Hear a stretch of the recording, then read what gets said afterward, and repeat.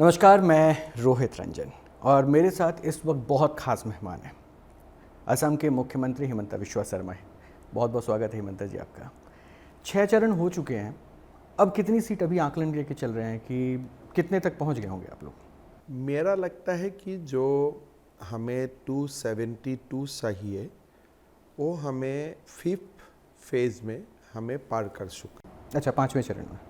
मेरा जो अपना आकलन है 6th and 7th phase is all about going towards 400। अच्छा, मतलब किस राज्य में बढ़ रहे हैं, ये क्या आकलन है आपने किया? देखिए, मेरा जो अपना आकलन है कि इस चुनाव में कोई स्टेट में हमारा कम होने का कोई रीज़न नहीं है। आंध्र प्रदेश, तेलंगाना, उड़ीसा, बंगाल जैसा प्रदेश में हमें काफ़ी अच्छा प्रदर्शन करने का मौका मिलेगा।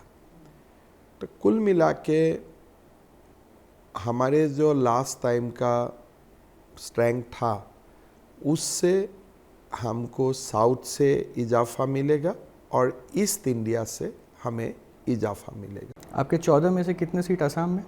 असम में मैं मान के चल रहा हूँ कि we might get anything between 11 and 12। Sir, 14 में 14 कॉन्फिडेंट क्यों नहीं? आप तो मुख्यमंत्री हैं। हमारा वहाँ काफ़ी मुसलमान लोग हैं और असम जैसा प्रदेश में जो प्रदेश में 36% मुसलमान होते हैं, 5% ईसाई होते हैं, उस प्रदेश में हमें 14 out of the 14 it's not that easy. मतलब आप ये मान के चल रहे हैं कि मुस्लिम आपके वोटर नहीं है? देना भी नहीं चाहिए, नहीं देते हैं। क्यों नहीं देते? मतलब क्यों नहीं देना चाहिए, क्यों मान के चल रहे हैं? उनको अच्छा नहीं लगता है। क्यों नहीं देना चाहिए? अगर मैं मुसलमान हूँ तो मैं आपको बता सकता हूँ, बट मेरा आउटकम मालूम है कि they don't want to vote BJP. ऐसा क्यों? बीजेपी ऐसा क्या करती है? आप जाके पूछिए हो लोगों को। हमारा हिसाब से तो हम सब कुछ करता हूँ भलाई के लिए, लेकिन मैं तो मुसलमान नहीं हूँ। How I can speak on behalf of Muslim community? तो मतलब आसाम में जो आपकी रैलियां दिखती है उसमें मुसलमान नहीं होते? आते हैं, 36% है, 2, 3, 4। दिस टाइम मेरा आकलन है कि 100 में से 20 लोग हमें देगा। तो मतलब आपकी सरकार बिना मुस्लिम वोट के बन रही है? हमेशा बनते हैं, 2 टर्म ऐसे ही बना। तो इसीलिए मंगलसूत्र आ गया कि मंगलसूत्र छीन लेंगे? मंगलसूत्र छीनना जो बात है वो तो कांग्रेस का मैनिफेस्टो से आया, वो हमसे नहीं आए हैं। मतलब इनहेरिटेंस टैक्स का बाद हमें नहीं बताया, जब कांग्रेस ने बताया हमने इसको सिंप्लीफाई तरीका से लोगों को समझा दिया है कि एक पिता अपना बेटा को कुछ देना चाहेगा तो उनका ऊपर 50% तक टैक्स लग सकते हैं। तो ये बात हमारा नहीं है। तो मतलब कांग्रेस डरा रही है मुसलमानों को, आप नहीं? नहीं, कांग्रेस ने सबको डरवाया, मुसलमान को तो कभी नहीं डरवाता है, लेकिन हिंदू को जरूर डरवाता है। यानी कांग्रेस शासनकाल में हिंदू डरा हुआ था? एकदम 100%। अब आपके शासनकाल में हिंदू नहीं डरा है? हिंदू जगह है अभी। लेकिन आरोप तो यही लगता है कि आप हिंदुओं को डरा रहे हैं कि आपका मंगलसूत्र छीन लिया जाएगा। कांग्रेस ऐसे मैनिफेस्टो में कहीं कुछ नहीं लिखा है। आपने हिंदू को डरवाने का मतलब क्या है? जो कांग्रेस बोल रहे हैं कि हम शरिया कानून लाऊंगा, तो उसमें क्या हिंदू नहीं डरना चाहिए? जब कांग्रेस का नाना पटोले बोलेगा कि हम राम मंदिर का शुद्धिकरण करूंगा, तो हिंदू को कोशास रहना जरूरी नहीं है? जब राहुल गांधी बार बार बोलते हैं कि हम एक्सरे करूंगा किसी का प्रॉपर्टी का, तो आपको थोड़ा बहुत तो डरना चाहिए। जो कांग्रेस ने जो बोला है उसको आपको समझना चाहिए और उसी हिसाब से आपको वोट देना चाहिए। आपकी सरकार योजनाएं लाती है, कहती है कि हम तो सबके लिए कर रहे हैं। प्रधानमंत्री आवास योजना, घर सबको दिया आपने, राशन बांट रहे हैं, आप सबको दे रहे हैं, फिर आप कॉन्फिडेंट नहीं हो पाते हैं कि मुस्लिम में वोट नहीं कॉन्फिडेंट। जो हकीकत है मैं आपको कैसे बोल सकता हूँ जो नहीं है? हकीकत यही है कि भारत का जो मुसलमान वर्ग है, बावजूद मोदी जी सारे स्कीम मुसलमान को देते हैं, प्यार से देते हैं, कोई डिस्क्रिमिनेशन नहीं करता है। बावजूद भारत का मुसलमान लोग मोदी जी को या बीजेपी को जो सपोर्ट करने का जो एक दिखाई देता है, अभी भी वो दिखाई नहीं देते हैं, लेकिन मैं ये नहीं बोलूँगा कि कोई नहीं देते हैं। जैसे मैं असम में बोला कि 20% लोग हमें देगा, हो सकता है कि यूपी में और 10% ज़्यादा लोग दे, लेकिन हिंदू जैसे बीजेपी को वोट देते हैं, मुसलमान ऐसे हमें वोट नहीं देते, वो हकीकत है। अच्छा, ये हकीकत है, इसका एहसास भी शायद आपको इसलिए भी हो रहा है कि ये कहा जाता है कि आप मुस्लिम विरोधी हो जाते हैं, मदरसों के खिलाफ आप। देखिए, पहला बात है, जो आप समझता है मुसलमान विरोधी, हम समझता हूँ कि हम वो बात मुसलमान समाज का हितों के लिए बोलता हूँ। इसलिए जो व्यक्ति मुसलमान वोट का आशा नहीं करेगा, वही व्यक्ति वो समाज का साथ न्याय कर सकते हैं। अगर मैं वो समाज का वोट चाहता हूँ तो मैं तो तुष्टीकरण करूँगा। जब मुझे आपसे वोट का संबंध नहीं है, मेरा आपसे संबंध है कि समाज सुधरो, ठीक हो, तो इसीलिए मैं न्यूट्रली वहाँ काम कर सकता हूँ। उसका फ़ायदा भी है। नाम बदल देने से फ़ायदा हो जाता है? आपने बहुत नाम बदल दिए। जरूर फ़ायदा होते हैं, ये एक साइकोलॉजिकल इम्पैक्ट हो जाते हैं कि आपका देश में वही नाम होना चाहिए जो भारत का एनवायरनमेंट को सूट करते हैं, जो नाम भारतीय है। तो it's gives a psychological impact to the students. नहीं तो कोई हॉस्पिटल गांधी जी का नाम में होता ही नहीं था। तो दिल्ली में तो अभी भी कई सड़कें औरंगजेब। बदल जाना चाहिए। अभी तक क्यों नहीं बदल पाए? 10 साल बदल जाना चाहिए। शायद कुछ बदला है, कुछ नहीं बदला है। अपना लोकल सिस्टम का हिसाब से लोग धीरे धीरे काम करते हैं। इलेक्ट्रिक शॉक भी नहीं देना चाहिए, एक इवोल्यूशन का हिसाब से धीरे धीरे होना चाहिए। हो रहा है। ऐसा नहीं है कोई मुसलमान नाम बदला है। 7 रेस कोर्स भी जाके लोक कल्याण मार्ग बना है, तो ब्रिटिश नेम भी चेंजेज हो रहा है। ये जो आप कहते हैं ना सर, हो रहा है, धीरे धीरे हो रहा है, यही डर शायद दिखाया जा रहा है विपक्ष को कि अभी आप आएंगे और सब हो जाएगा। देखिए, 7 रेस कोर्स लोगों रेस कोर्स रोड का नाम लोक कल्याण मार्ग हुआ, उसमें मुसलमान का डरना क्या है? ऐसा तो नहीं हो रहा है। देश में जो भी काम कर रहा है, अगर प्रधानमंत्री आवास योजना 5 करोड़ लोगों को मिला है, उसमें मुसलमान का डरना क्या है? अगर 30 करोड़ आबादी का हाथों में प्रधानमंत्री आयुष्मान कार्ड होते हैं और 5 लाख रुपया तक का मुफ्त इलाज मिलते हैं, आपको डरना क्या है उसमें? भारत में ऐसा कोई भी काम नहीं हो रहा है जिससे आपका हार्ट अटैक होना चाहिए। तो ये हार्ट अटैक दिलवा कौन रहा है? कांग्रेस दिलवाता है, दलाल लोग दिलवाता है। जो मुसलमान समाज का जो दलाल होते हैं, वो लोग अपना कम्युनिटी को डरवा के एक एंटी बीजेपी फीलिंग करवाता है, and till that extend, till this extend they are successful. नहीं, ऐसा है कि ये तो आरोप आपके ऊपर लगता है सर कि आप कहते हैं कि भाई अपना अपना जो लॉ है वो फॉलो कीजिए, जो धर्म आप फॉलो करते हैं उनको कीजिए। उनका शरिया ये कहता है बहुविवाह की उनमें इजाज़त है, आप उसके खिलाफ हो जाते हैं। अब भारत का संविधान पढ़ो। भारत का संविधान में बोला गया है कि आपको यूनिफॉर्म सिविल कोड लाना पड़ेगा देश में। Part 4 of the constitution of India, directive principle of state policy. तो क्या हमें संविधान मानना नहीं चाहिए जो अंबेडकर जी हमें संविधान दे के गया है? शरिया लॉ का स्कोप कहाँ है? As a citizen of this country आपको तो संविधान मानना चाहिए। संविधान का आप खिलाफ क्यों बोलते हो? कौन सा संविधान जो आजकल राहुल गांधी और तेजस्वी यादव हाथ में लेके वो वाला नहीं, अंबेडकर जी वाला संविधान। तो उनके हाथ में क्या है? वो लाल वाला है, क्या है पता नहीं, उसका अंदर वो पैराग्राफ है कि नहीं है जो राहुल जी दिखाता है। उस संविधान में directive principle of state policy वाला चैप्टर है कि नहीं पता नहीं, बिकॉज दे आर मैनिफेस्टो उनका खिलाफ वाला है, और लाल वाला में वो है नहीं है मेरा पता नहीं। तो फिर जो ये जो कह रहे हैं कि संविधान बदल देंगे आप आते के साथ इस बार, तो कौन सा संविधान बदलेंगे? वो लाल वाला? लाल वाला अंबेडकर जी वाला संविधान का जो आत्मा है, वो आत्मा ही बीजेपी का फिलॉसफी है। तो इसीलिए हमें अंबेडकर वाला संविधान बदलने का जरूरत नहीं है, उनको फॉलो करने का जरूरत है। हम जो चाहता हूँ भारत का, जो भविष्य भारत का हमारे कल्पना है, fundamental duties and directive principle of state policy and fundamental rights, ये तीनों चैप्टर में पूरे की पूरे लिखा हुआ है।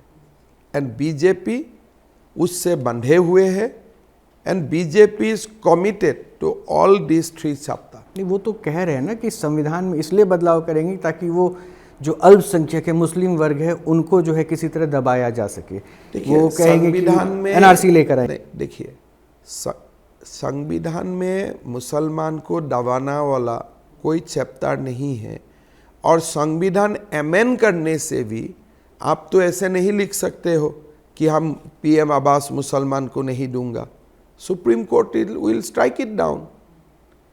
तो इसीलिए ये दरवाने जो आपने शुरू किया था, कौन दरवा रहा है? तो आप भी अभी उत्तर दे रहा है, यू आर आंसरिंग।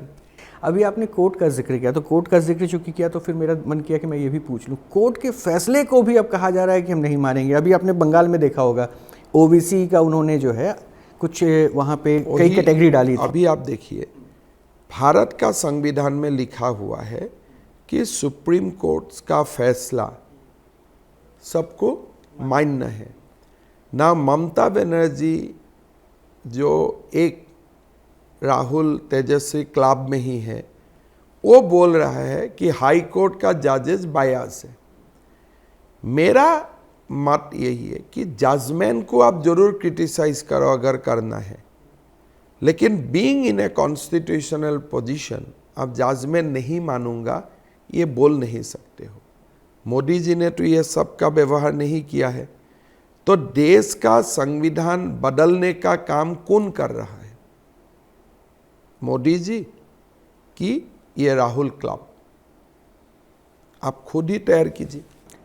आपके सारे वर्जन को हम कैमरे पे लेके चल ही रहे, मैं तो बस वही समझना चाह रहा था, इसीलिए क्योंकि ममता बनर्जी अगर ये कहती हैं कि भाई हम नहीं मानेंगे, और बीजेपी की तरफ से भी आरोप कई बार लगा है, खुद प्रधानमंत्री ने कहा कि जो योजना है हम सेंटर पे लागू करते हैं बंगाल में लागू नहीं हो पाता, तो वहाँ की जनता तो महरूम रह जाती है ना।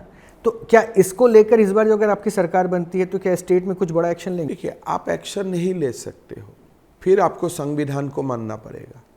You have to wait. फिर वहाँ के लोगों का क्या कसूर है? You have to wait till 2026। Political activity करना पड़ेगा, लोगों को बताना पड़ेगा ये सरकार को बदलना जरूरी है, और डेमोक्रेटिकली विल रिप्लेस डीएमसी। लेकिन हमारा व्यवस्था में ये नहीं है कि आपका बात नहीं मान रहा है तो आप इसको तोड़ दो। That was the Congress culture. Modi ji संविधान को सम्मान करते हैं, इसीलिए हमें article 356 without cause and ground हमें लगाना नहीं है। हमें डेमोक्रेटिक रोड से जाके ही बंगाल में बीजेपी का सरकार बनाना है, टीएमसी को हटाना है। ये अच्छा कि आपने ये भ्रम की स्थिति दूर कर दी। कई बार वहाँ से भी बोला जाता है कि बीजेपी जो है कोशिश कर रही है बंगाल में राष्ट्रपति शासन लाने। 10 साल तो हो चुका है मोदी जी का, लगाना था तो पहले लगा सकते थे। Modi ji is a firm believer of the constitution, he is a firm believer of federalism. खुद भी मुख्यमंत्री रह चुका है। अगर लगाना ही था वो 10 साल में लगा देते थे। हमें लगाना नहीं है, लेकिन हमें ममता का खिलाफ आंदोलन करना है। ममता का खिलाफ हमें एक एनवायरनमेंट बनाना है और हमारा सरकार लाना है। जहाँ तक फेडरल गवर्नमेंट को जहाँ जहाँ इंटरफेरेंस करने का अधिकार होते हैं, या हाई कोर्ट सुप्रीम कोर्ट बोलते हैं सेंट्रल गवर्नमेंट को ये आप इंश्योर कीजिए, वहाँ तक हम जरूर हस्तक्षेप करूँगा जहाँ तक हमें संविधान इजाज़त देते। आपने अभी 10 वर्षों के कार्यकाल के बारे में जिक्र किया। मैं सुन भी रहा था कि कहा जा रहा है कि इस बार मोदी गवर्नमेंट आती है तो इस बार हम टारगेट पीओके करेंगे। आप तो अभी भी फुल मेजोरिटी में थे, तो अब ये 10 साल बाद चुनाव के समय पीओके। मेजोरिटी और पीओके इसको आप ऐसे मत करिए कि आप जाके आपका मेजोरिटी है। पहला बात, Indian parliament should have a large consensus कि time has come to annex POK. 272 वाला स्थिति में वो संभव नहीं होते हैं। You need a higher level of consensus. Followed by that आपको पीओके में एक माहौल बनाना पड़ेगा कि पीओके का लोग भारत का साथ आना सही है। वो नारे से तो नहीं होगा। These are a long drawn process. कोई सरकार इसको शुरू नहीं किया था। शुरुआत तो आप देख ही सका है अभी लास्ट 2 महीना से। अब कोई ना कोई शुरुआत तो देख चुका है। तो अगर आप 400 के पार पहुंचते हैं तो पीओके के लेकर आप, मेरा हिसाब से 400 पार का मतलब है भारत का अनफिनिश्ड एजेंडा को कंप्लीट करने का रास्ता में आगे बढ़ना। अगर मैं आपसे ये पूछूं, मतलब जानकारी लेने के लिए, कि फुल मेजोरिटी जिसे आप कहते हैं कि हम 400 पार, 272 नहीं 400 पार के पास जाते हैं एक मेजर मेजोरिटी लेकर, तो क्या कुछ अब आपकी सरकार लेकर आने वाली इंप्लीमेंट करनी जिसको वो खतरा बता? देखिए, पहला बात, दे हैव, मोदी जी का मन में क्या है, I cannot speak on his behalf, but जैसे गृह मंत्री जी का स्टेटमेंट है कि पीओके हमारा है, तो आई see a signing point there कि एक वहाँ में एक है, मतलब उम्मीद है। किस लिए? गृह मंत्री जी, देश का गृह मंत्री खुद बोल रहा है। Then again during the Congress period एक बिल पास किया हुआ है कि भारत का कोई कोर्ट और कोई कानून मथुरा और काशी में कारोबार नहीं कर सकते हैं। Now that act need to be repeal. I see a signing point there with 400+। फिर यूसीसी उत्तराखंड सरकार ने लाया है, देश में लाना है। I see a signing point there. देश का इकोनॉमी हमें 5वां से 3rd जाना है, from 5th to 3rd। Lot of economic reforms is necessary. I see a signing points there. So as a राजनीति का छात्र होने का नाते जब मोदी जी 400 सीट मांगते हैं देश का लोगों से, आई सी मेनी पॉजिटिव देयर कि ये देश में हो सकता है अगर मोदी जी को एक ब्रूट मेजोरिटी मिले हमारा पार्लियामेंट में। ये मेजोरिटी के बीच में आपने मथुरा और काशी का जिक्र किया, तो ये तो सारा फैसला तो कोर्ट में है। आपने एक रैली में कहा था कि 400 पार हुए तो हम मंदिर वहाँ पे बनाएंगे, तो क्या कोर्ट के अगेंस्ट जाके बनेंगे? कोर्ट भी आपको इजाज़त दे सकते हैं, पार्लियामेंट भी बना सकता है। तो ऑलवेज भारत में जो भी काम करना है आप बाई फोर्स तो नहीं करेगा, या थ्रू जुडिशियल एक्शन और थ्रू लेजिस्लेटिव एक्शन। 400 सीट मिलने से लेजिस्लेटिव एक्शन का रास्ता खुल जाते हैं। अच्छा, तो मतलब आप ये बता रहे हैं कि 400 पार होंगे तो आपके एजेंडे में मथुरा और काशी मंदिर का निर्माण? प्रधानमंत्री नहीं हूँ, नहीं, आप एक मुख्यमंत्री। मैंने राजनीति ने असम का मुद्दा होने से मैं आपको बोल देता था मैं ये करने वाला हूँ। आप मुझको पूछ रहा है कि क्या क्या हो सकता है। मैं आपका साथ शेयर कर रहा हूँ कि ये सब हो सकता है, लेकिन मोदी जी जो फास्ट एड्रेस करेगा as a prime minister, he may give us a completely different list कि आप जो बोल रहे हैं मैं यही नहीं करने वाला हूं, मैं कंप्लीटली अलग करने वाला हूं। तो यू नेवर नो, बट हमारे एक सिस्टम से अंदर का लोग होने का नाते जब मैं प्रयास करता हूं कि देश से मोदी जी 400 सीट मांग रहा है, तो क्यों मांग रहे, तो मेरा पास दिस आंसर्स कम कि ये उत्तर आते हैं मेरा दिमाग में। लेकिन Modi ji might present a wholesale different idea, who knows. नहीं, क्योंकि देखिए एक सनातनी आपको सुनता है, योगी आदित्यनाथ को सुनता है, और सनातनी को उम्मीद बनती है कि हाँ ये सुनने वाले हैं, तो इसलिए मथुरा और काशी इसलिए जान के पूछ रहा हूँ, क्या उम्मीद बांध के रखे? मैं वही उम्मीद बांध के रखा हूँ, लेकिन वो मैं बोल रहा हूँ, it is about me. But प्रधानमंत्री जी का मन में मेरे से भी और कोई गुना बड़ा बात हो सकता है, बहुत बड़ा विजन हो सकता है। मेरा तो विजन बहुत छोटे है। So I can see this 4 point immediately. Some positivity in POK, Mathura Kashi, uniform civil code, बड़ा फैसला इकोनॉमिक फ्रंट में, ये 4-5 चीज़ें मैं देख सकता हूँ कि मुसलमान रिजर्वेशन बंद हो जाए in the name of OBC. ये 5 से बाद जो मोदी जी का भाषण है, गृह मंत्री जी का जो भाषण है, उससे मैं वो सब निचोड़ निकाल सकता हूँ। But who knows Modi ji, he might have a completely different idea. बिल्कुल सही कह रहे हैं कि उनका विज़न कुछ हो सकता है, अलग होगा, लेकिन ये भी आप मानिएगा कि आप जहाँ जाते हैं भीड़ आपको देखना चाहती है, सुनना चाहती है और आपकी बातों का असर होता है। इसीलिए कई बार कहा भी जाता है, जो मीडिया के गलियारे में चर्चा भी होती है, कि मोदी जी को तो लोग लाइक कर रहे हैं पब्लिक से जब हम मिल रहे हैं, लेकिन हेमंता विश्व शर्मा जब बोलते हैं या फिर योगी आदित्यनाथ जब बोलते हैं तो ऐसा लगता है कि वो सीधे सीधे जो है एक वर्ग विशेष के खिलाफ बोल देते हैं, इसलिए वो दूर चले जाते हैं। ऐसा क्यों हो जाता है? वो बात अलग है, वर्ग विशेष का खिलाफ आप मत बोलो, बोलना भी नहीं सही है, लेकिन जो सत्य है, द ट्रूथ, भारत में किसी को सच बोलने का साहस करना चाहिए कि आप मद्रसा बंद करो, डॉक्टर इंजीनियर बनाओ। It is not against community, it's a good advice. तो ये बोलने में आपको दिक्कत नहीं होना चाहिए। 4 शादियां करना ये कोई कम्युनिटी के लिए गोल्ड मेडल नहीं है। नबी खुद बोल के गया है कि before marrying the 4 you have to take permission from the first, from the second, from the third. It is not a uncontrollable rights, ये रेस्ट्रिक्टिव राइट है। और नबी खुद बोल के गया है आइडियली यू शुड मैरी 1।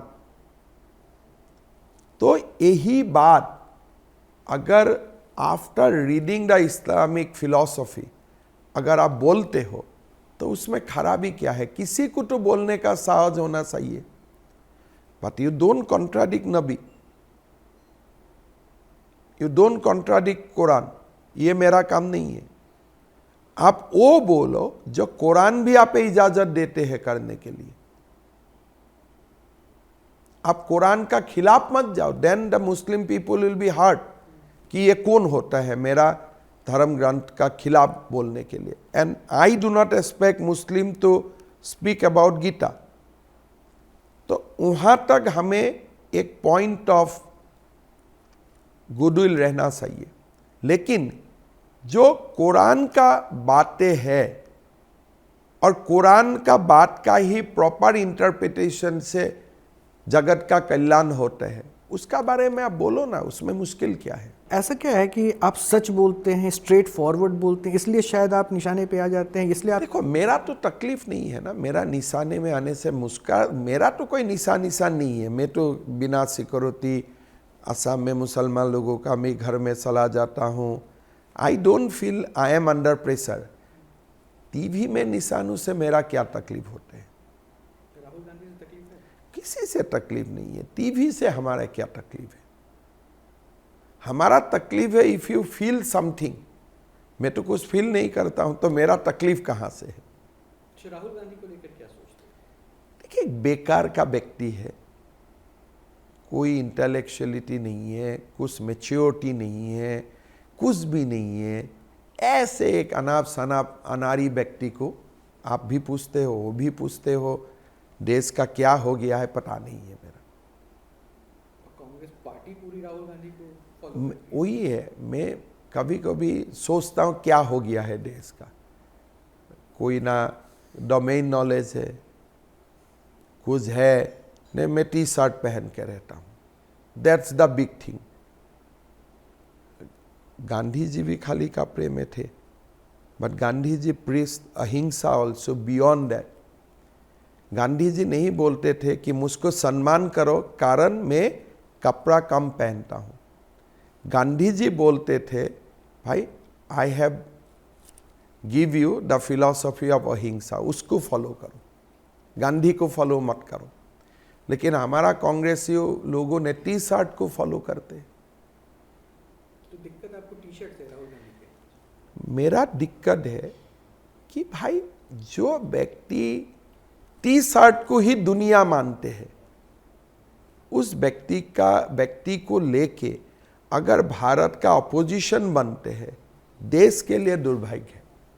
नहीं, मैं इसलिए पूछ रहा हूँ आपसे क्योंकि राहुल गांधी को लेकर आपके बयानों में हमेशा विवाद रहा, कभी आप उनको सद्दाम हुसैन से कंपेयर कर जो है तो होता है, मैंने सद्दाम हुसैन से कंपेयर कभी नहीं किया हूं। मैं बोला तुम देखने में सद्दाम हुसैन लग रहा है, दाढ़ी तो काट लिया मेरा बात से।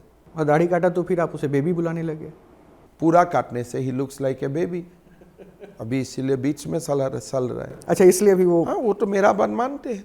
अच्छा, तो मतलब आपसे अभी टिप्स ले रहे हैं वो? आपसे, आप लोगों को जो भी मैं बोलता हूँ 2 महीना का बात देखो, वो मानते हैं, मेरे लिए मानते हैं, और मेरा बात सुन के और कोई दूसरा उनको एडवाइस देते हैं, आई हैव नथिंग टू से। बट जब मैंने बोला सद्दाम हुसैन जैसा लगा था, क्लीन सेव किया, मैंने बोला अभी you are looking like Amul baby, अभी और थोड़ा सेप में आ गया। तो ऐसा तो नहीं कि वो कांग्रेस वाले जो कनेक्शन है आपका, वो अभी भी वहां पे टेलीपैथी अभी तो थ्रो यू हो सकता है टीवी में, किस लिए मैं बोलते हूँ, मैं तो मिलता नहीं हूँ, बात भी नहीं होते हैं। मैंने राहुल गांधी को बोला कि चुनाव का वक्त असम मत आना, नहीं आया वो। अच्छा, ये आपने उनको सजेशन दिया? मैंने बोला कि आपने इस बार सलाह किया है, चुनाव का बाद मैं आपको बुलाऊंगा, चुनाव का बीच मत आओ, वो नहीं आया। अभी मेरा बात मानते हैं नहीं मानते, उनको जाके आप पूछो, अगर आपसे बात करते हैं। नहीं, मैंने आपके बयान को पढ़ा था, आपने कहा कि राहुल गांधी सोनिया गांधी को भी नहीं मानते, उनकी बातें नहीं मेरा मानते, बात आप कहते हैं आपके बात मानते। कुछ टिप्स मेरे से लेते हैं, बात मानने थे, मैं क्यों बोलूँगा, बात मानने से उसको तो मैं बोल देते थे शादी उदी करो, घर संसार बनाओ, जो प्रियंका गांधी भी बोल रहे थे। As a well wisher I would have guided him more, but थोड़ा 1-2 बात टिप्स शायद मान लेते हैं, लेकिन पूरा बात मानने से तो मैं बोल देते थे कि माँ का कष्ट हो रहा है, शादी आदि करो, एक नॉर्मल लाइफ जियो, लेकिन वो तो बात मेरा मानेगा नहीं। So I can't say that he listen to me in 100%। चलिए, न्यूज़ नेशन पे आपने बहुत बड़ी बात कह दी है कि राहुल गांधी अभी भी जो इनकी बातें मानते हैं। 2 एग्जाम्पल मैंने आपको दिया, ऐसा बहुत एग्जाम्पल है, लेकिन आपका समय कम होगा। नहीं, मैं समय तो सर आपसे ले लूँगा थोड़ा सा और भी, क्योंकि एक आध 2 बात और भी मुझे जानना है। आपको क्या लगता है कांग्रेस में फिर विजन किसके पास है? अभी फिलहाल हमें जो कांग्रेस में था, वो कांग्रेस अभी खत्म हो चुका है। Now Congress has been hijack by the left and NGO people, and Rahul का सोल्जर से अभी left and NGOs, international NGOs और लेफ्ट गोली मार रहे हैं। आप कन्हैया कुमार की बात कर रहे हैं? कन्हैया कुमार छोटे व्यक्ति है, दीज आर सिस्टम। जब मैं इंटरनेशनल एनजीओ का बात करता हूँ तो खाली जॉर्ज सोरेज ही नहीं है, एक सिस्टम होते हैं। अब बराबर आप विश्वविद्यालय में भारत का खिलाफ सेमिनार, भारतीय लोग ही द्वारा हमेशा आते रहते हैं। Then even with in the nation also, जो भारत का तरक्की नहीं चाहते हैं, then you have a left people whose ideology is something different from you. Now Congress party center से they have turned left. और जो विपक्षी दलों का एक पूरा गठबंधन बना है, इंडिया अलायंस, उसमें कोई चेहरा दिखता है? उसका क्या है, आप देखिए, मैं सरसा कर सकता हूँ, लेकिन आप ये पार्टी को देखो, तेजस्वी यादव भी लड़ेगा, तेज प्रताप भी लड़ेगा, रोहिणी भी लड़ेगा, मीसा भी लड़ेगा। ये पता नहीं हमारा देश का, और मीडिया भी वही लोगों को दिखाएगा। तो देश का कलेक्टिव कॉन्शियंस कि एक व्यक्ति 4-5-6 लोगों को लड़वा देते हैं चुनाव में in the name of their community, कि मैं यादव का अस्मिता के लिए लड़ाई लड़ रहा हूँ, मैं मुसलमान को प्रोटेक्ट करने जा रहा हूँ, फायदा किसका हो रहा है? तो ये देश का कलेक्टिव कॉन्शियंस को जो अफेक्ट करता है। आज देखो, अगर मैं असम का सीएम हूँ, मैं अगर मेरा 6 परिवार का सदस्य को खड़ा कर देता हूँ, you will go and you will criticise me left and right. But Bihar में जाके वो अब तो 6 परिवार का 6 जन का अब 26 घंटा का प्रोग्राम करेगा कि देखो इट इज एम्पावरमेंट मॉडल। लेकिन आम आदमी पार्टी तो आम लोगों को खड़ा करती है, उससे भी आपको दिक्कत हो, ईडी भेज देते हैं, जेल भेज देते हैं। आम आदमी पार्टी का तो शुरुआत हुआ है, केजरीवाल जी ने तो अपना वाइफ को तो उतारा दिया ना पॉलिटिक्स में। नाउ ये तो party is new, you watch them for another 5-10 years, इसलिए सेकेंड जनरेशन आने का उनका समय नहीं हुआ है। This is a party of first generation. आप 5 से 10 वर्ष कह रहे हैं देखने के लिए, जिस हिसाब से आप एक्शन ले रहे हैं, उनके नेताओं को अरेस्ट किया जा रहा है, लगता है कि 5 से 10 वर्ष बच पाएगी पार्टी के पास? ये ऐसा जो एक पार्टी है, पार्टियां तो कहीं ना कहीं रह जाते हैं, because we are not against party. कोई लोगों का खिलाफ केस है, कार्रवाई हो रहा है, कल मेरा खिलाफ भी केस होगा, एक्शन होगा। बट जब आप फैमिली लीनियस का बात करता है, time has not come to discuss about आप, बिकॉज आप अभी भी फर्स्ट जनरेशन लोगों से ही चल रहा है। सेकेंड जनरेशन आने का जब समय होगा तब देखा जाएगा। I don't want to criticise today, but early indication of Sunita Kejriwal आपको यही दिखाई देता है कि they may not be a party with difference जब परिवारजनों का बात आते हैं। तो दिल्ली में आपकी चुनौती नहीं है, केजरीवाल के आने से कुछ नहीं बदला? ये चुनाव में मोदी जी का सामने चुनौती नहीं है, बट देश का सामने चुनौतियाँ है।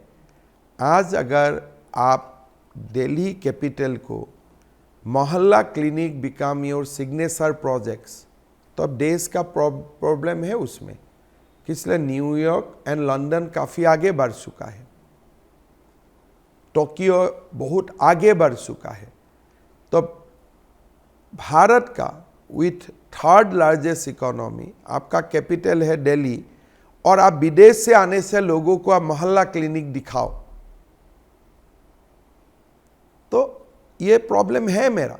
यही तो प्रॉब्लम बता रहा है विपक्ष की। प्रधानमंत्री नरेंद्र मोदी के सामने जो प्रॉब्लम उनको लगता था कि ये जो बड़ा कद हो गया, उनको ही जेल के पीछे किसी आरोप में। मोहल्ला क्लिनिक का जगह में मेडिकल कॉलेज बनना चाहिए था, वो नहीं बना। In spite of 60,000 crore rupees budget, आपको क्या चाहिए था कि दिल्ली में हर मोहल्ला क्लिनिक का जगह में एक मेडिकल कॉलेज बने,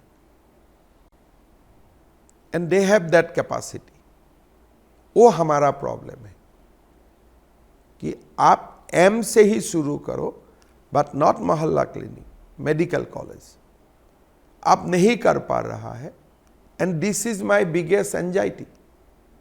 आप दिल्ली आने से लोगों को मोहल्ला क्लिनिक दिखाने ले जाते हो, कम से कम आसाम आने से हम चेष्टा करता हूं आपको कोई सुपर स्पेशलिटी हॉस्पिटल ले जाने का, कोई मेडिकल कॉलेज ले जाने का। छोटे प्रदेश है, बट हमारा एफर्ट वो रहता है।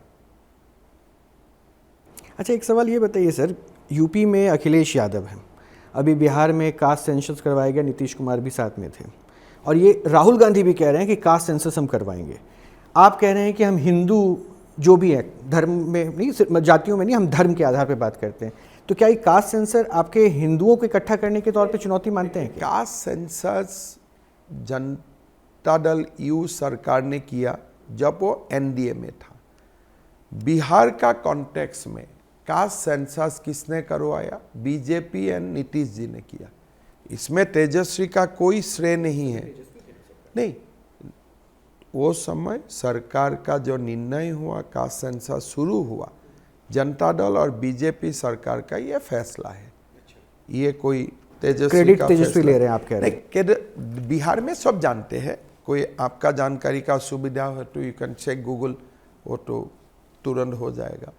लेकिन हमारे जो मेरा मान्यता है, अक्रॉस द बोर्ड आपको कास्ट सेंसस नहीं चाहिए। जैसे Assam, it is a casteless society, आप वहाँ जाके सेंसस करके क्या फ़ायदा मिलेगा? Bengal, it's a casteless society, वहाँ आपका सेंसस करके क्या फ़ायदा होगा? Orissa is a casteless state, वहाँ आपका सेंसस करके क्या करेगा? लेकिन बिहार झारखंड में इट माइट बी रिक्वायर्ड, उनका सोशल कॉन्टेक्स्ट में। तो इसीलिए भारत जैसा प्रदेश में आपका जो पॉलिसीज होगा स्टेट वाइज होगा। सेकंड, हमारा प्रदेश में क्या जरूरत है? कास्ट सेंसस विद इन मुस्लिम, जो डिमांड भी है उनका कम्युनिटी से।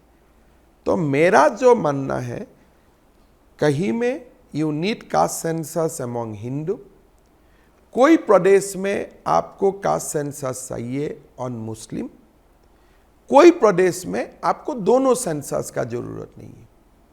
सो इसीलिए आप निर्णय लीजिए, सोच समझ के लीजिए, ऐसे साड़ हटा के ये it cannot be like this. सोच समझ के मुख्यमंत्री का सम्मेलन बुलाइए, बात कीजिए, नीति आयोग को जिम्मेदारी दीजिए स्टडी करने का, whether we need a census, अगर चाहिए तो करिए, उसमें मना क्या है। These are not that big issue. ये मंगलायन और सनरायन से बड़ा इशू ये नहीं है, छोटे इशू है। कौन कास्ट का कितना व्यक्ति है, यही आपको सही है। कास्ट इज ए रियलिटी, तो आप करवा लो। लेकिन जो स्टेट में caste is not a reality, वहां में आप क्यों करवाते हो? तो पिछड़ा वर्ग जो मुस्लिम के हैं, ये तो आपके राज्य में भी, क्योंकि आबादी इतनी है, 36% के आसपास का लास्ट सेंसस था, और मुझे लगता है कि वो 40%, तो ये मान रहे हैं। तो उसमें भी तो पिछड़ा वर्ग होगा मुस्लिमों में, मुस्लिम में तो वहाँ आरक्षण मिलेगा? नहीं, मुस्लिम में पिछड़ा वर्ग है, कास्ट सेंसस होना सही है। 1 or 2 community in Assam is already enjoying OBC, not as a religion. उनमें भी पिछले जात है, उनमें भी डिप्राइव सेक्शन है, बिकॉज वो लोग तो रिसेंट कन्वर्ट है। They are also victim of the caste in India. ये तो 5000 साल से मुसलमान नहीं है, ये तो अभी मुसलमान बना है। उनका भी पहला पीढ़ी, चौथा पीढ़ी, पांचवा पीढ़ी, they might have been the victim of same caste system. तो इसीलिए मुसलमान में भी 1, 2, 3, 4 कम्युनिटीज को हो सकता है कि आप उनके लिए भी कुछ स्पेशल अरेंजमेंट करना जरूरी है, लेकिन नॉट एज ए रिलीजियन। धर्म का आधार का ऊपर नहीं है, जाति का आधार। लेट देम डिक्लेयर कि हम जाति है। जब तक आप बोलेगा हम मुसलमान हैं, मेरा बीच में कोई जाति नहीं है, तब तक you are not entitled for any OBC reservation. जब आप बोलते हैं कि नहीं, मैं भी जाति हूं and I am also victim of the caste system, then automatically you become entitled. तो ओबीसी का विरोध नहीं करेगा? प्रधानमंत्री जी का आपत्ति क्या है? कर्नाटक में they are getting as Muslim, not as a caste. प्रधानमंत्री जी तो खुद बोल रहे हैं कि मुसलमान से बैकवर्ड है, मुसलमान में बहुत लोग हैं जो पीड़ित है, तो उसमें व्यवस्था करने में हमारा कोई प्रॉब्लम नहीं है। बट मुस्लिम पार से यू आर नॉट एंटाइटल्ड, तब हिंदू को भी देना पड़ेगा as Hindu, not as ST SC. तो इसीलिए बात को आप गंभीरता में हर बात को लेके जाइए। Just do not react for reacting. Gujarat में भी होगा कोई ओबीसी कम्युनिटी में 1-2 मुस्लिम जातियां, उसमें हमारा कोई प्रॉब्लम नहीं है। But you cannot bracket that 4% आरक्षण ओबीसी से काट के मैं मुसलमान को दे दूंगा, तब ब्राह्मण को भी दो, तब राजपूत को भी दे दो। You have to do a little analysis of the situation on ground. And मैं बार बार बोलता हूं कि भारत का हर प्रदेश आपको डिफरेंट एक सिचुएशन देगा, and you have to deal with that. आपकी बातों में तो लग रहा है कि आप जो मुस्लिम अति पिछड़ा है उसके भी उत्थान की बातें कर रहे हो, उनको भी। मैं करता हूं, हम तो कास्ट सेंसस असम में शुरू कर दिया हमने। तो फिर ऐसा क्यों हो जाता है? हमने मुसलमान में कास्ट सेंसस शुरू कर दिया असम में। अच्छा, शुरू कर दिया। It has already been notified before election. तो यानी जो पिछड़े मुस्लिम हैं उनको आप फैसिलिटेट करेंगे? Let there be a caste census among Muslim, फिर बाद में देखा जाएगा क्या आते हैं। I cannot presume, and let them speak कि हमें कास्ट है हमारा सोसाइटी में। उनको भी तो बोलना पड़ेगा कि we have a caste among ourselves. As a मुख्यमंत्री आप विजन दिखा रहे हैं, लेकिन एज ए हिंदू आप हिंदूवादी बातों को रखते हैं, तो इसलिए आप मुस्लिम विरोधी हो जाते हैं? देखिए, मेरा आपत्ति नहीं है ना, मैं किससे सर्टिफिकेट गोल्ड मेडल मांग रहा हूं कि मुझको मुसलमान प्रेमी होना चाहिए, जब मेरा ये लक्ष्य ही नहीं है। हाँ, अगर कोई मुझको हिंदूवादी बोलते हैं तो मैं गौरव करता हूं, भाई कम से कम I have serve my religion, but मैं संविधान से भी बंधा हुआ हूं और मुझे कोई मुसलमान समाज से मेडल का अपेक्षा तो है नहीं, तो इसीलिए उस बात में मैं तकलीफ नहीं होता है मेरा। I am working selflessly. क्या मैं ये पूछूं कि आप जो अब बीजेपी में आने के बाद हैं, क्या कांग्रेस में भी ऐसे ही थे? कांग्रेस में भी तो क्या उसमें विरोध नहीं झेलना पड़ता था आपको? नहीं, कांग्रेस में वो समय Congress was a centrist party, तो इसीलिए बाय एंड लार्ज मैं जो भाषा बोल रहा हूँ संविधान का भाषा बोल रहा हूँ। एंड संविधान किसने बनाया था? संविधान सभा में तो कोई आरएसएस नहीं था, कांग्रेस नहीं बताया हूँ। मैं आज जो बोल रहा हूँ, अगर आप मेरा असम का first and second Congress chief minister का स्पीचेस लेके आते हैं, they are more right than me, they were more right than me. मैं तो हमारे जो प्रदेश का पहला मुख्यमंत्री रहा गोपीनाथ बरदलोई जी, सेकंड सीएम रहा विष्णुराम मेधी, वो दोनों को तो मैं मैच ही नहीं कर सकता हूं on right, and that was the Congress in Assam, because हम सीमाओं में रहते हैं।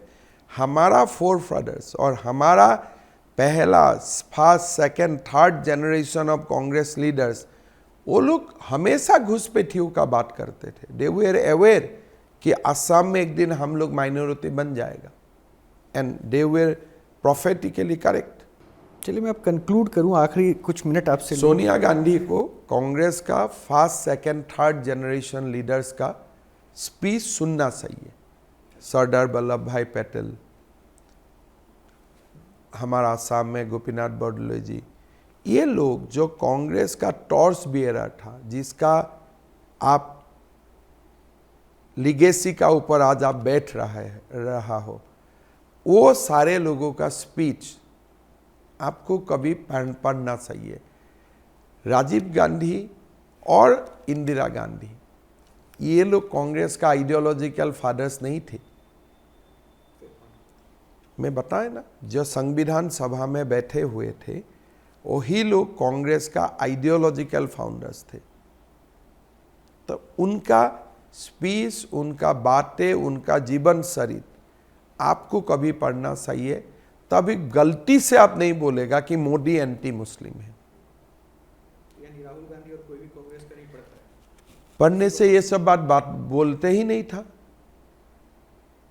जो असम का कांग्रेस किसने फाउंडिंग किया, वही फाउंडिंग फादर्स का स्पीच मैं विथ एडिट बोल रहा हूं, किसलिए मेरा हिम्मत नहीं है 100 की 100 बोलने का, तब लोग बोलेगा ये बहुत बड़ा कम्युनियल है। जो गोपीनाथ बरदलोई जी को भारत रत्न मिला है, विष्णुराम मेधी को ये हमारा असम का लोगों में श्रद्धा से उनका नाम लिया जाते हैं, वो लोग दोनों का स्पीच कभी मैं असेंबली में पढ़ता हूँ विदाउट टेलिंग कि मेरा लाइन से, मैं वो पढ़ देता हूँ। फिर कांग्रेस लोग हल्ला करते हैं कि आप इतना कम्युनियल है, फिर मैं बोलता हूँ बाबा ये मेरा लाइन्स नहीं है, ये तो मैं बरदलोई जी का स्पीच पढ़ रहा था। तब वो लोग ठंडा हो जाते हैं। तो मतलब आपने ये फॉलो किया, तब आप कांग्रेस से बीजेपी में, अगर अब जो बीजेपी में आ भी मेरा कोई तकलीफ नहीं है। अच्छा, अब जो आ रहे हैं कांग्रेस छोड़कर, वो भी इन्हीं को फॉलो कर रहे हैं, उनको समझ में आने लगा। दूसरा का I can not speak on others behalf, लेकिन मैं जो कांग्रेस में जो किताब पढ़ा था अभी भी वही पढ़ता हूँ। अच्छा, लेकिन वो नहीं समझ पा रहे, आपने समझ लिए। प्लेन असमीज में है, अगर वो नहीं समझ पाते तो उनका प्रॉब्लम है। कोई तो ये सब तो डॉकेट्स नहीं है ना कि डीमिस्टिफाई करना है, उनका डुअल इंटरप्रिटेशन है, ये सब का तो कोई डुअल इंटरप्रिटेशन है ही नहीं। These are plain language, plain prophetics words कि असम में 40% मुसलमान हो जाएगा, हो गया। चैलेंज मानते हैं, बहुत बड़ा चैलेंज है। We are verge of becoming minority, बहुत बड़ा चैलेंज। हिंदू माइनॉरिटी हो जाएगा वहाँ। हिंदू ने असमीज मूल, उसमें मुसलमान भी है। हिंदू और मुस्लिम का खेला नहीं है, ये है local Assamese versus infiltrators. Local Assamese में हिंदू भी होते हैं, मुसलमान भी होते हैं। उसको आपने अंतर नहीं रखा कि वो हिंदू वो असमी इज असमी, उसमें उनको चुनौती जो बाहर। हाँ हाँ, दे आर विथ अस। तो क्या ये सरकार अगर बनती है आपकी तो उनको लेकर कुछ और मास्टर प्लान होगा? हम लोग हर दिन we fight for our existence. हर दिन सुबह कुछ ना कुछ करते ही रहता हूँ, दिन रात, because it is a battle for survival for us. हमें जिंदा रहना है, और इसीलिए हम लोग आज अगर मैं आपको बोल रहा हूँ कि 12 सीट में मिलूंगा, 11 सीट मिलूंगा, मतलब 50% पॉपुलेशन आपका नहीं है, फिर भी you are getting that kind of seats, मतलब कुछ ना कुछ तो हम लोग असम में कर ही रहा हूँ। चलिए कंक्लूड करते हैं सर, आखिरी लाइन में एक जवाब दे दीजिए, कितनी सीट दे रहे हैं एनडीए को? जो मोदी जी बोल रहे हैं 400 प्लस, 400 का अराउंड, +20 भी हो सकता है, -20 भी हो सकता है। बीजेपी को? बीजेपी वही है, लास्ट टाइम से आप 20+ रखो। 370 नहीं पहुंच रहे। 370 तक एज बीजेपी जा पाऊंगा नहीं जा पाऊंगा मैं पता नहीं हूँ, बिकॉज सीट शेयर का कितना क्या डायनेमिक्स है मैं नहीं जानता हूँ, but as NDA will be near 400। थोड़ा ज़्यादा भी हो सकता है, थोड़ा कम भी हो सकता है, but once election result will come, आपको 400 ही रेफरेंस पॉइंट होगा, प्लस माइनस। बाकी आप, मेरा भी इतना पता नहीं है महाराष्ट्र में बीजेपी कितना लड़ रहा है या हमारा एलाइज कितना लड़ रहा है, अगर आप मुझको पूछे तो मेरा मालूम नहीं है।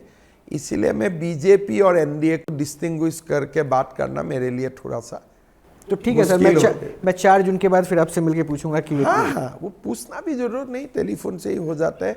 400 will be reference point, will be in and around, cross भी कर सकता हूं, थोड़ा कम भी रह सकता हूं, बट जो डिस्कशन होगा 400 का आर पार में ही डिस्कशन होगा। बहुत बहुत शुक्रिया सर, वक्त you. निकालने के लिए बहुत बहुत शुक्रिया। हेमंत विश्वा शर्मा असम के मुख्यमंत्री हमारे साथ थे, आप बने रहे हमारे साथ।